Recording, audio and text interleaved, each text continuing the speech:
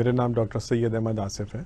मैं consultant neurologist Liaquat national hospital. आज हम एपिलेप्सी के मौजू पे बात करेंगे। आज हम बात करेंगे कि अगर हम किसी को मिर्गी का दौरा पड़ते हुए देखें तो हमें क्या फर्स्ट एड देनी चाहिए और फौरी तौर पे हमारा क्या एक्शन होना चाहिए। आमतौर से मिर्गी के दौरे में मरीज़ बेहोश होकर ज़मीन पे गिर जाता है, उसके हाथ पैर अकड़ जाते हैं, मुंह से झाग आ रही होती है। उस कंडीशन में सबसे पहला काम जो आप लोगों ने करना चाहिए वो मरीज़ को करवट दे के लिटा दें, ताकि उसके मुंह से जो भी रतूबत का इखराज हो रहा है वो डायरेक्ट मुंह के अंदर वापस ना चला जाए। अगर ये वापस अंदर चला गया तो सांस की नाली में फंसेगा और फिर सांस को रोक देगा, और सांस की आमद-ओ-रफ़्त में जब ये रुकावट डालेगा तो उससे गला घुटने का तासुर पैदा हो सकता है, या अगर वो चीज़ उसके गले के अंदर या सीने के अंदर चली गई तो नमूनिया कर सकता है। तो सबसे पहली चीज़ उसको करवट देकर लिटा दिए ताकि मुंह की सारी रतूबत उसकी निकल जाए। फिर उसके बाद अगर उसने कोई टाइट कपड़े पहने हुए हैं, फॉर एग्जांपल उसने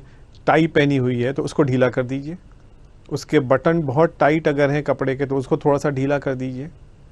और अगर वो गिरने के बाद अपने हाथ पाँव चला रहा है तो उसको ऐसा सिक्योर कर दीजिए कि उसके हाथ या पाँव किसी रुकावट से टकराए ना।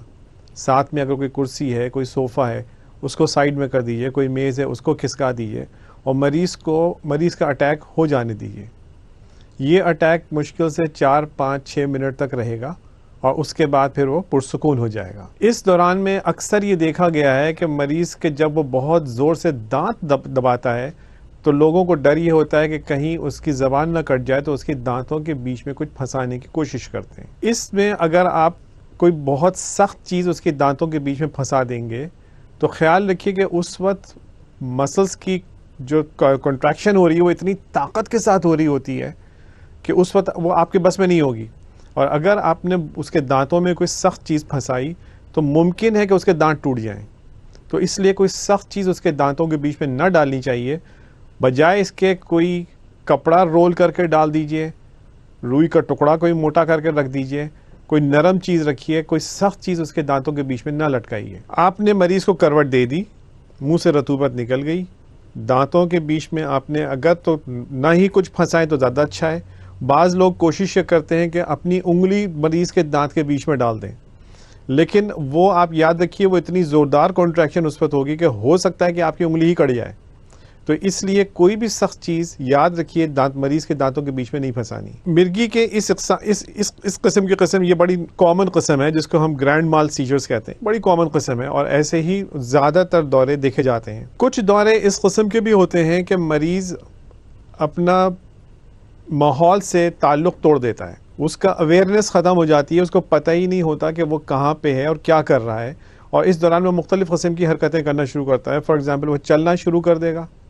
अब वो अगर चलना शुरू कर रहा है और आप उसको रोकने की कोशिश करेंगे तो बहुत मुमकिन है कि वो गुस्से के आलम में आपके साथ कुछ मिसबिहेव कर जाए या वो और ज़्यादा कॉन्फ्रंटेशन पे आ जाए।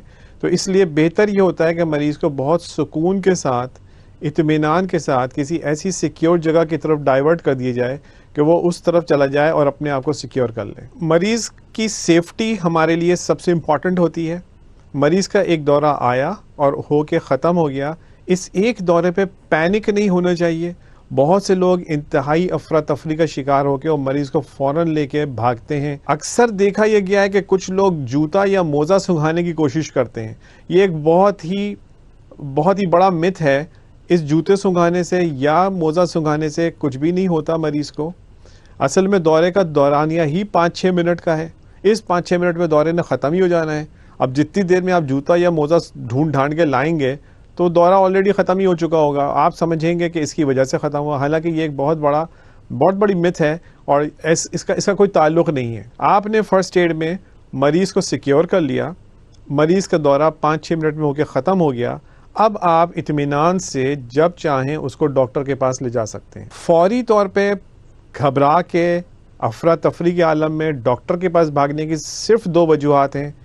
या तो दौरा एक के ऊपर एक तले ऊपर बार बार दौरे आ रहे हैं और मरीज़ इस दौरान में बेहोशी की हालत में ही है किसी भी वक्त उसका होश वापस मुकम्मल तौर पे बहाल नहीं होता, तब तो आप लेके भागिए। या मरीज का दौरा जिसमें अगर हाथ पांव चल रहा है, अकड़ रहा है, और ये अकड़न जो है या ये झटके जो हैं, ये झटके मुसलसल चलते रहें 10-15 मिनट से ज़्यादा अगर हो जाएं, तो फिर आप डॉक्टर के पास लेके जाइए, क्योंकि उस वक्त फिर अब आप उसका इलाज घर पे नहीं कर सकते। अब उसको इंजेक्शंस की ज़रूरत है, जो किसी डॉक्टर की सुपरविजन में ही लगने चाहिए। अब एक बात का ख्याल रखिए कि जब आप डॉक्टर के पास लेकर जाएंगे या किसी भी बड़े हॉस्पिटल में लेकर जाएंगे, तो उसको ऐसा इंजेक्शन दिया जाएगा जो उसके दिमाग को थोड़ा सा सुला देगा।